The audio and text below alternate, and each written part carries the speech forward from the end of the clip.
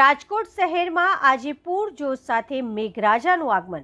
રાજકોટ શહેર તેમજ આજુબાજુના વિસ્તારોમાં સવારથી જ ગરમીનો ભારે ઉકળાટ જોવા મળ્યો હતો। લોકો ગરમીના કારણે ત્રાહિમામ પોકારી ઉઠ્યા હતા। ત્યારે રાજકોટ તેમજ આજુબાજુ ગામડાઓમાં આજે અચાનક વરસાદી માહોલ સર્જાયો હતો। રાજકોટના ઘણા વિસ્તારોમાં વરસાદી પાણી ભરાયા હતા।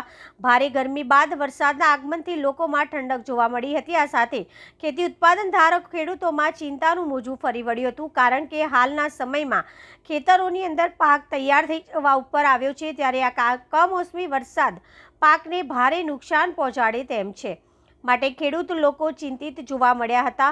આમ આજે રાજકોટ તેમજ આજુબાજુના ગ્રામ્યમાં વરસાદ સારા પ્રમાણમાં પડ્યો હતો। Bureau chief Narendra Rathod, Rajkot.